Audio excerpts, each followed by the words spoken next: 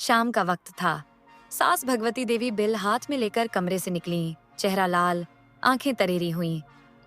बहू रीना, ये क्या है? बिजली का बिल 2000 बढ़ गया। क्या तू घर में बिजली बेचने लगी है? रीना आराम से मोबाइल चार्ज में लगाते हुए बोली, अम्मा जी, अब जमाना स्मार्टफोन का है, हर चीज चार्ज होती है। आप ही तो कहती हैं घर में रोशनी रहनी चाहिए। सास भड़क गई। रोशनी चाहिए, पर इतनी नहीं कि बिल देखकर अंधेरा छा जाए। दिन में पंखा, रात में एसी, और टीवी तो सुबह से गाना गाता है। सास भी कभी बहू थी। रीना हंस पड़ी। अम्मा जी, टीवी तो आप ही देखती है ना?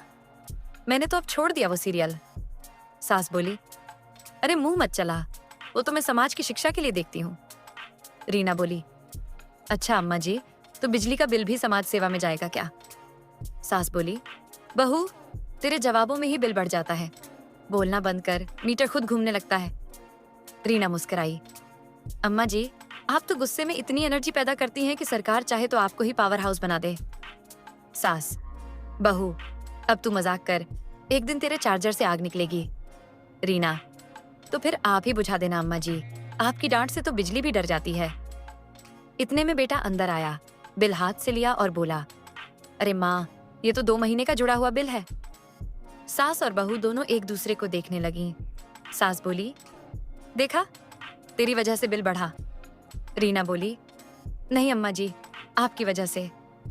दोनों फिर एक साथ बोल उठीं, अरे तू ही जिम्मेदार है।